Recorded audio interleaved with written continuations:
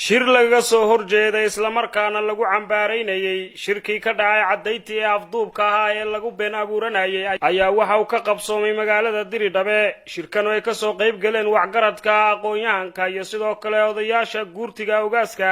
waxaana shirkan ay ka soo qayb galeen aqoon-yahanka iyo waxgaradka iyo golaha guurtiguba ugu horeyntii ka hadlay afhayeenka ogaaska Mudane Buux Xuseen oo sheegay in shirka lagu qabtay magaalada cadayntii haba yaraatee uu yahay mid wax kama jiraan isla markaasina been lagu dhoodhoobay. الرحيم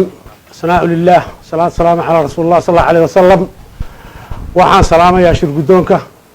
waxaan salaamayaa ka soo qayb galayaasha sharafta leh, waxaan salaamayaa baxda saxaafadda dhammaan waxaan ugu salaamayaa salaanta islaamka. assalaamu calaykum waraxmatullahi wabarakaatu.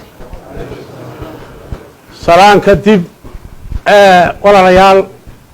waxaan halkan iskugu nimidnay shirkeenna anigoo ku hadlaya maanta magacii guurtida ogaaska ogaas Mustafa Maxamed Ibrahim ogaas Wacays anigoo afkiisii ku hadlaya iyo afkii guurtida. waxaan idin cadaynaynaa shacabweynaha Soomaaliyeed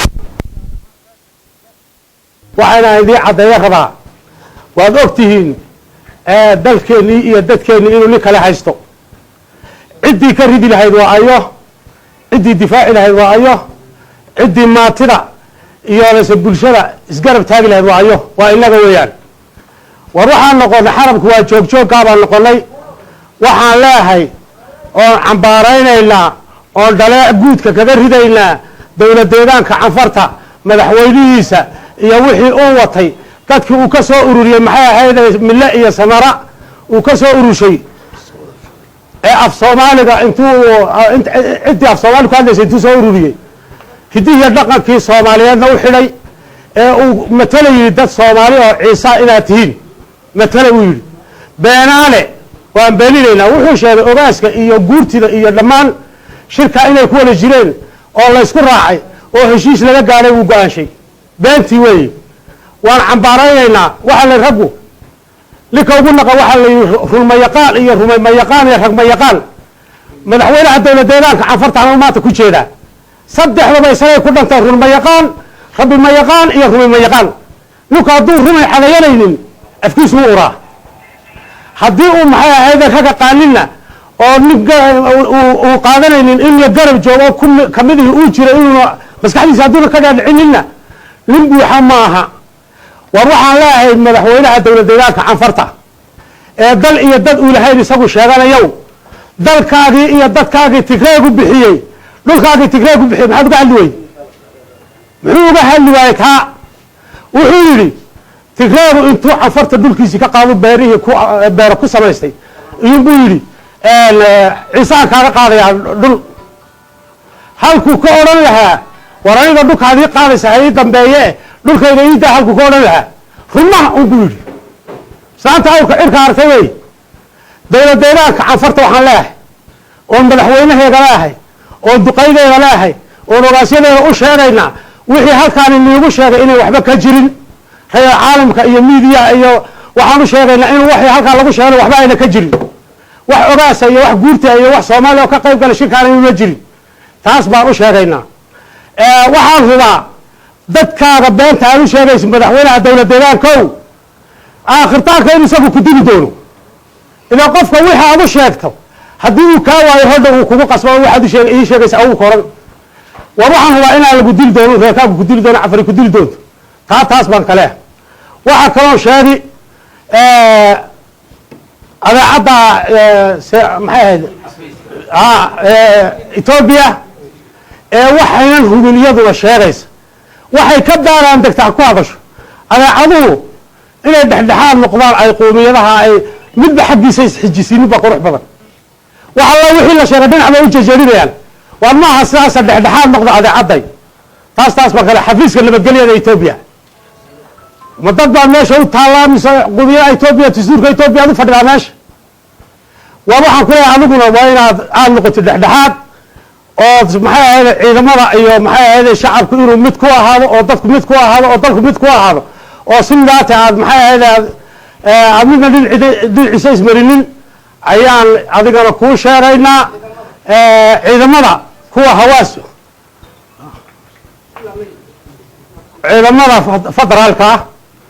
kuwa hawaas jooga ilaa maxay mille iyo gawaani waa dad xag jira weeyaan ciidan dhexdhexaada ma ah dowladda Itoobiya waxaan ka codsanaynaa haddii dadkan adigu aad xukuntiyo dalkan adoo aad leedahay oo shacabku ku mid yahay dad dhexdhexaada inaad u dirtid baan kaa codsanaynaa adigana ciidamada intaasaan sheekadayda ku soo goobay waxaan ka tagaynaa abayo waan uga tagay wasalaamu calaykum waraxmatullahi wabarakaatu sidoo kale waxaa iyagna shirkan ka hadlay waxgaradka iyo sidoo kale odayaal dhaqameedka iyo sidoo kale siyaasiyiinta waxayna shirkan ku sheegeen inuu ahaa shir hal dhinaca oo deegaanka canfartu ay soo abaabushay islamarkaasina ay kaga been abuurteen odayaal dhaqameedka iyo sidoo kale ogaaska iyo waxgaradka guud ahaan deegaanka Soomaalida buux yaa dhameeyay waxaan halkan isku soo istaagay waxa weeyeen inaan cambaarayno falkii foosha xunaa ee ka dhacay Cadayd inaan cabaarayna marka koobaad sida warbixintu walaalaha soo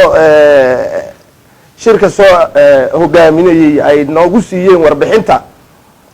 shirka waxa ka horeeyay shirkii ra'iisul wasaaraha iyo labada deegaan iyo qodobadii ka soo baxayba gibi waa la wada ogaa kadib waxa dhacday in shirkii laga been abuuray qodobada waxa ku jiray in la qaban doono shirar nabadgelyo ah oo dadkan isku soo dhaweeyay walaalaha tii iyadoo la hoos marinayo maadaama ra'iisul wasaaruhu mashquulay uu kilalkii uu ka soo jeeday ay dhibi ka jirto iyo laga gaarsiinayaa oo nimankii TPLF loo dhanayay baa waxaan wato horta marka koobaad nimankanna waa dhagax la soo tuuray waxa weeyeen waxaan cambaaraynayni dijaal waxaan maqalay dijaal yawmal qiyaamaha wax walba wataa anu waxaan leeyahay dijaal baa helay ummadda dijaal baa helay Cadayti dijaal baa helay wax walba wato kii shacabka tumaya wato kii af Soomaaliga ku hadlay wato oo waa dijaal nikay ninka kilalka canfarta xakumay waa dijaal cid wax walba watay kii af Soomaaliga ku hadlay isaga watay kii canfariga ku hadlay isaga watay markaasuu walaaleeyay dad uu milla ka wada keenay iyo walaaleeyu gacmaha isku dhiibay dadkeena wuxuu ka dhigay in la xidhay in la barakiciyay in la jirdilo jeefta iyo ka dhigay dadkii la jirdila hadda way joogaan uu ku dul ciyaaraya walwalaha aqaladii bay jiifaan dhakhtar ma hayaan cid alla cid oo hadda u gurmanaysina ma jiro annaguna waa annaga halkan diri dhaba un baan yaan joognaa marka koobaad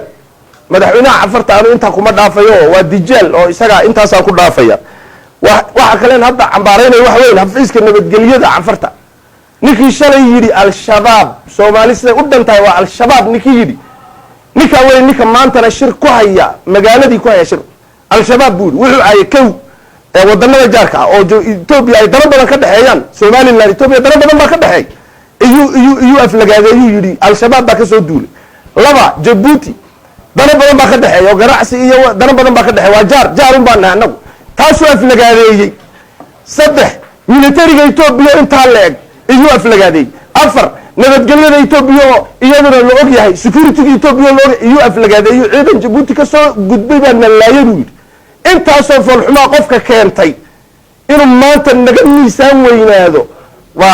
nama qabataan leenna Itoobiya nama qabataan leenna Itoobiya annagu haddaan nahay shacabkii gobolka City nama qabato annagu sharaftaan ilaalinaa dawladda dhexe qofkii shalayna aflagaadeeyay inaad waxba ahayn ma sheegay oo ciidan nagu soo duulad ogeyn inuu maanta shir ummadii uu agoomeeyay caruurtu agoomeeyay inuu walwala ku dul ciyaaro waa khalad baan leeyahay wax naga qabatana ma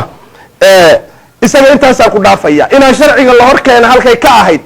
inuu shir annaga noo qabto uu maanta nashiriyo nama qabato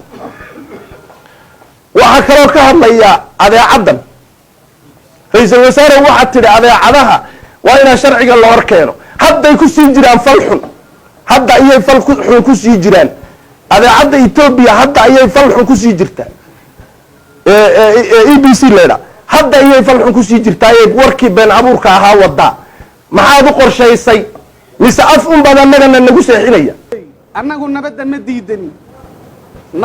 ma diidanin dhiigga ummadda ee daadanaya in la joojiyo ma diidanin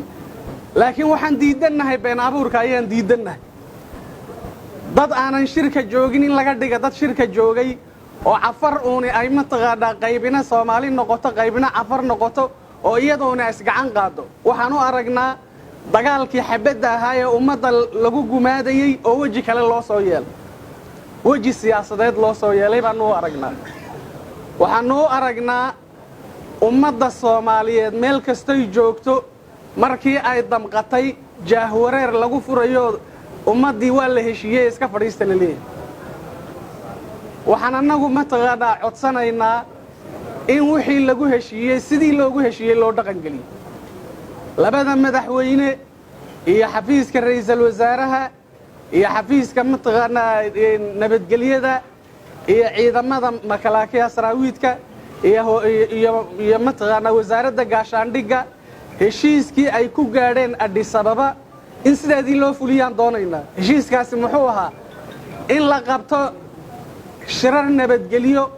oo ay hogaaminayaan labada xukuumadood iyo mataqaanaa aabba dhaqameedadu ay hogaaminayaan sida ugaas Mustafa oo kale shirkii sidaas ahaa ayaa mataqaanaa laga been abuuray afar baa mataqaanaa waxa weeye is urursatay hadday xukuumadeedii tahay iyo hadday mataqaanaa cid ay iyadu wadato oo mataqaanaa sida ETV iyo mataqaanaa xubno ciidamada militariga ka tirsanba waxa weeye iyada baa qabsatay shirkaas dadkii meesha deganaa bud baa lagu tumay jaakaha ayay mataqaanaa u qaxeen banaanka ayay jiifeen mataqaanaa ubadkii iyo dumarkii iyo waayeelkii qaarkoodna mataqaanaa jeylasha ayay ku jireen mataqaanaa waqtiga sidaas la leeyahay marka waxaan ugu baaqaynaa ummadda Soomaaliyeed meel kasta ay mataqaanaa joogto inaanay u dhaga raaricinin oo shirkaasi shir ay ummadda Soomaaliyeed iyo Cafari ku heshiisay aanan loo aqoonsan waa koow ta kale labaad waxaan baaq u diraynaa dawladda federaalka xafiiska ra'iisul wasaaraha iyo xafiiska nabadgelyada iyo mataqaanaa xafiiska wasaaradda gaashaandhigga iyo labada xukuumadoodba waxaan mataqaanaa ugu baaqaynaa in shirka la marin habaabiyay wadadiisii lagu soo celiyo wadadiisii in lagu soo celiyo dadka Soomaaliyeed ee la afduubayana afduubka laga daayo la weydiiyo waxa ay mataqaanaa doonayaan sida dastuurka Itoobiya uu qabo in la weydiiyo dadku waxay doonayaan waqtigii caburiska iyo afduubka iyo mataqaanaa la isqasbay waa laga soo gudbay waxa la sheegayaa in xurriyatul qowl la helay in dimuqraadiyad la helay dadku rabitaankooga inay mataqaanaa waxa weeye waxay doonaan iyo mataqaanaa waxa weeye halkay doonaan ay ku mari karayaan marka waxaan codsanaynaa in dastuurku sida uu dhigayo iyo mataqaanaa xurriyatul qowlka iyo dimuqraadiyadda iyo nabadgelyada ummadda Itoobiya oo dhan ay heshay saddexda magaalo dadka Soomaalidu ay yaalaan inay helaan baan mataqaanaa codsanaynaa sidaasaan caalamkana ka codsanaynaa Itoobiyana ka codsanaynaa Allah nisiye sidii aad toddobaadkii hore ummadda ugu kacdeen dadka walaalihiina inaad maantana mataqaanaa ugu damqataan oo been abuurka